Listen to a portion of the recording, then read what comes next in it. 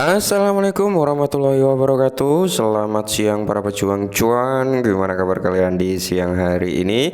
Semoga kalian dalam keadaan sehat semua dan saya doakan sukses semua buat kalian. Amin. Mantap jiwa ya. Dan buat teman-teman semua ya, selamat berlibur, menikmati hari libur bersama keluarga yang mungkin di area kerjanya sedang libur, tidak melakukan lembur ya. Dan tetap ya kawan-kawan, tidak luput secangkir kopi harus selalu ada buat menemani kesempatan siang kali ini teman-teman, melihat rekondisi daripada keadaan cryptocurrency, yang dimana kalau kita lihat bersama untuk Bitcoin sendiri teman-teman berada di area 29.050 US dollar. Dan di sini untuk Ethereum masih stabil juga ya di area 1,8, dan kalau kita lihat hampir merata overall ya teman-teman, keseluruhan mengalami penurunan yang lumayan lah ya, didominasi dengan warna dari negara api. Tapi warna ini akan bisa berubah dikuasai oleh negara angin teman-teman, alias berwarna hijau royo-royo ketika ini nanti teman-teman ya ketok palu gitu ya kan. Ketok palu tidak menutup kemungkinan ini altcoin juga akan terkena imbasnya. Langsung saja kita bahas ya. Nah, jadi di sini teman-teman ada alasan utama ya di balik lonjakannya peluang persetujuan ETF Bitcoin. Oke, jadi James Seyffart dan Eric Beckholt telah merevisi kemungkinan persetujuan Bitcoin Exchange Trade Fund atau ETF yang menjadi 65% yang menjanjikan naik dari 50% beberapa minggu yang lalu. Oke. Jadi analis ETF ya James Seif dan Eric Balchunas telah mengumumkan peningkatan kemungkinan persetujuan dana yang diperdagangkan di bursa Bitcoin ETF menjadi 65%, lompatan signifikan dari estimasi 50% hanya beberapa minggu sebelumnya dan hampir mustahil 1% beberapa bulan yang lalu. Oke. Jadi faktor utama yang kontribusi untuk perkiraan yang direvisi ini menurut para analis termasuk sikap yang tampaknya santai dari Gary Gensler, Ketua Komisi Sekuritas dan Bursa Amerika Serikat atau SEC, dan langkah strategis oleh perusahaan investasi cryptocurrency utama Grayscale. Nah, Grayscale Investment telah muncul sebagai pemain kunci dalam drama seputar ETF Bitcoin. Nah, perusahaan yang bertanggung jawab atas Grayscale Bitcoin terus GBTC yang populer baru-baru ini mengirimkan surat ke SEC. Surat ini menekankan pemerintah Grayscale untuk perlakuan yang adil dalam perlombaan untuk mendapatkan persetujuan dan mengisyaratkan kekhawatiran tentang potensi bias agensi tersebut terhadap perusahaan lain dalam proses persetujuan. Nah, jadi di sini sebenarnya gini ya teman-teman, apa sih efeknya terhadap altcoin, kan teman-teman banyak yang bertanya seperti itu. Apa sih bang efeknya terhadap Bitcoin ketika Bitcoinnya kepada altcoin ketika ETF ini disetujui atau alias di approve dan bisa beroperasi secara global gitu ya. Nah, yang pertama teman-teman ya, kita berbicara efek yang akan terkena terlebih dahulu adalah tentunya Bitcoin ya.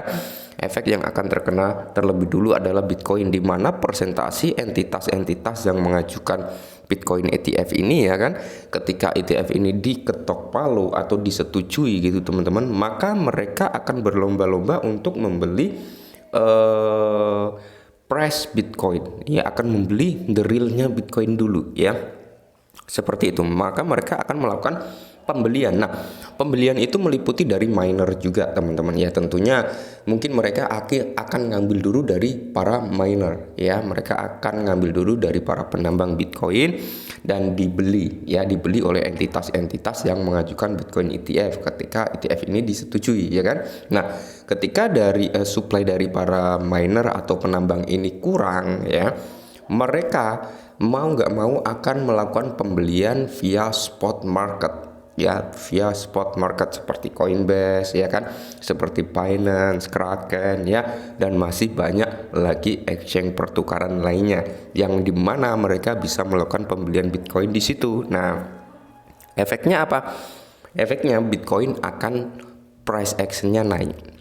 harga daripada Bitcoin akan naik ya, harganya naik. Nah, ketika harga Bitcoin naik, lantas apa hubungannya dengan altcoin, kan seperti itu. Nah, ketika price action Bitcoin naik, rata-rata loh ya, rata-rata nih biasanya yang terjadi itu sebagian orang ngejual sekian persennya. Semisal dia punya 1 Bitcoin, mungkin akan dijual dulu 0,05 Bitcoin atau 0,1 Bitcoin atau 0,2 Bitcoin yang mereka akan jual dulu. Kenapa? Karena mereka udah mendapatkan keuntungan dari kenaikan Bitcoin. Nah, hasil penjualan dari Bitcoin itu biasanya larinya kemana? Larinya ke altcoin. Untuk apa? Untuk menaikkan price action altcoin. Tapi harus diimbangi juga dengan adanya Bitcoin dominance ya, dimana Bitcoin dominance ini pastinya akan mengalami penurunan. Nah, ini salah satu yang akan membawa altcoin naik juga teman-teman. Nah, yang kedua, kalian tahu kalau nggak salah 4 atau 3 ya, 3 atau 4 kandidat presiden Amerika Serikat ya, kita berbicara itu kandidat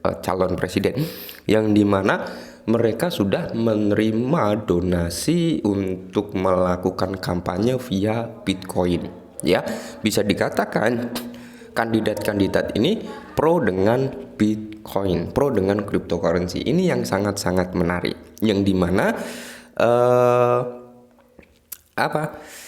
yang akan terjadi pemilu nanti adalah di tahun 2024.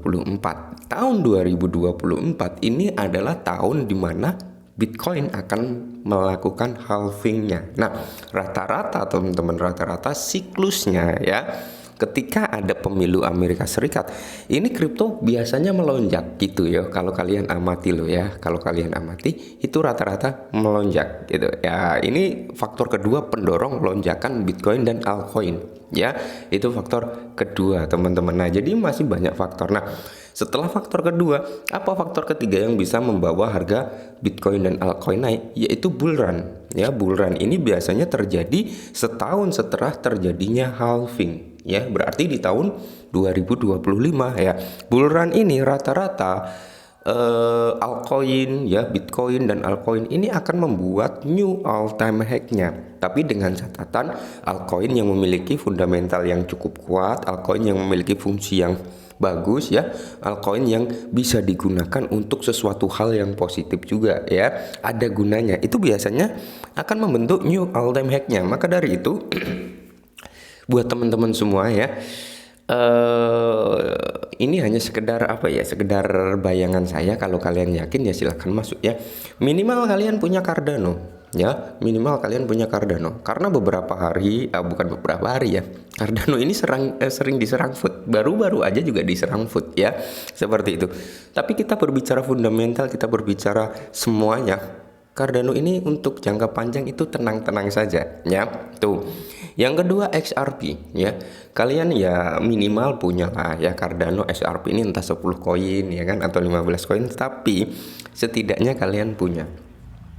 Terus kalau kalian senang ya, jadi gini teman-teman, simpelnya ya, kita pasti berbicara token meme, token micin juga ya, pasti semua juga akan terkena imbasnya. Nah, jadi kalau kita bermain token meme, token micin itu udah hanya dari sekian persen dana kita. Semisal ya, kita memiliki nih 10 juta rupiah ya, 2-3 jutanya ya, itu bisa kita mainkan di token meme, berinvestasi dalam jangka panjang ya kan. Tapi ingat, dengan catatan token meme, token micin tersebut memiliki kinerja, memiliki prospek ya, sosial media aktif, mengerjain proyek dan sebagainya ya. Kita taruh di situ. Sisanya kemana bang? Sisanya kita bisa sebar ke altcoin gitu teman-teman, seperti itu ya.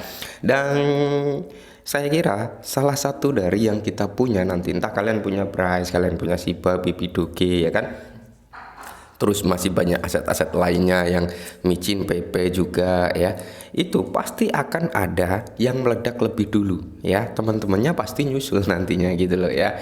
Oke, mungkin ini sedikit informasi, semoga membantu. Salam cuan.